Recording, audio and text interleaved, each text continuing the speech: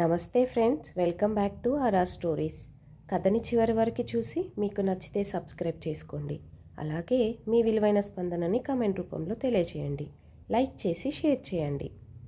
తెలంగాణ రాష్ట్రం కోదాడలో ఒక విచిత్రం జరిగింది. అదేంటంటే చిత్రాతి చిత్రమైన డిమాండ్ కోరిన పెళ్ళికొడుకు. దాంతో ఆశ్చర్యంలో మునిగిపోయిన అత్తమామలు. ఇంతకీ పెళ్ళికొడుకు డిమాండ్లు ఏంటో తెలుసా? ఒక్కడే కొడుకు, పెళ్ళి చాలా భారీగా చేయాలి, ఆడపడుచులు వేసే ఆజ్ఞలు, ఆడపడుచుల కట్నాలు, బంగారం, పెళ్ళి ఘనంగా చేయాలి, సంగీత్ నిర్వహించాలి, భారత్ నిర్వహించాలి, 25 వెరైటీల భోజనాలు పెట్టాలి అని ఇవన్నీ డిమాండ్లు ఒక ఎత్తు అయితే, కోదాడలోని అబ్బాయి కోరిన డిమాండ్లు మరో ఎత్తు. అదేంటో ఇప్పుడు మనం తెలుసుకుందాం. ఆశ్చర్యాన్ని రేకెత్తించిన డిమాండ్లు. ఈ డిమాండ్ విన్న అమ్మాయి తరపు వాళ్ళు కళ్ళు తిరిగి పడిపోయారు. ఇంతకీ ఆయన ఏం డిమాండ్లు చేశారంటే, తెలంగాణ రాష్ట్రం కోదాడ పట్టణంలో ఒక 2 కుటుంబాల మధ్య అబ్బాయికి అమ్మాయికి పెళ్లి చూపులు జరిగాయి. అబ్బాయికి అబ్బాయి ఇద్దరూ నచ్చేశారు. మేడ్ ఫర్ ఈచ్ అదర్ అని బంధువులు అందరూ మురిసిపోయారు. అబ్బాయి హీరోలా ఉన్నాడని పెళ్లి కూతురు తరపు వాళ్ళు, అమ్మాయి లక్ష్మికళ అంటూ అబ్బాయి తరపు వాళ్ళు గుసగుసలాడుతున్నారు. కట్న కానుకలన్నీ పెద్దగా ఇబ్బంది లేకుండానే తేలిపోవడంతో అమ్మాయి తరపు బంధువులు తేలిగ్గా ఊపిరి పీల్చుకున్నారు. పెద్దవాళ్ళందరూ మాట్లాడుకుని తాంబూలాలు పుచ్చుకుందామని తతంగం సిద్ధం చేసేందుకు లేశారు. అప్పుడే పెళ్ళికొడుకు రంగంలోకి దిగాడు. ఆంటీ, అంకుల్, కాసేపు కూర్చుంటారా? ఎందుకంటే పెళ్ళి ఎలా చేయాలో కూడా నేను చెప్తాను అని వాళ్ళని కూర్చోబెట్టాడు. ఒక గ్లాసు మంచినీళ్ళు పుచ్చుకొని తన డిమాండ్ల లిస్టును మొదలుపెట్టాడు. అవేమిటో తెలుసా?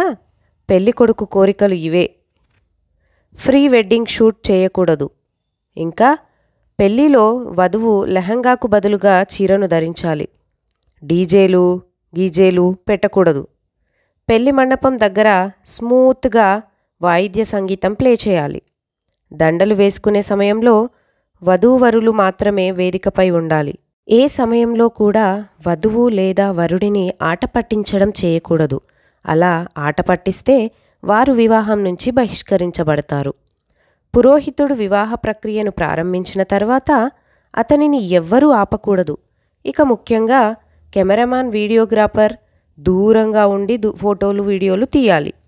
అవసరం మేరకు అటు చూడండి, ఇటు చూడండి, స్మైల్ అంటూ ఆజ్ఞలు ఇవ్వకూడదు. ముఖ్యంగా పురోహితుడికి పదే పదే అంతరాయం కలిగించడం మాత్రం చేయకూడదు. పెళ్ళంటే దేవుళ్లను సాక్ష్యంగా పిలిపించి జరిపించే కళ్యాణం, అంతేగాని సినిమా షూటింగ్ కాదు. పగటిపూట కళ్యాణోత్సవం నిర్వహించి సాయంత్రంలోగా వీడుకోలు పూర్తి చేయాలి. ఎందుకంటే మధ్యాహ్నం 12 నుంచి 1 గంటకు ఆహారం తీసుకోవడం వల్ల నిద్రలేమి, ఎసిడిటీ తదితర సమస్యలతో అతిథి ఇబ్బంది పడవలసిన అవసరం రాదు. అతిథులు తమ ఇంటికి చేరుకోవడానికి అర్ధరాత్రి వరకు సమయం తీసుకోకూడదు. ఎటువంటి అసౌకర్యం కలగకుండా చూసుకోవాలి.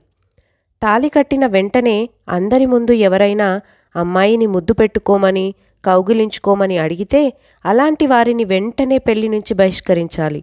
దీనికి ఓకే అయితేనే తాంబూలాలు తీసుకుంటాం అనేసరికి అత్తమామలు ఆశ్చర్యంలో మునిగిపోయారు.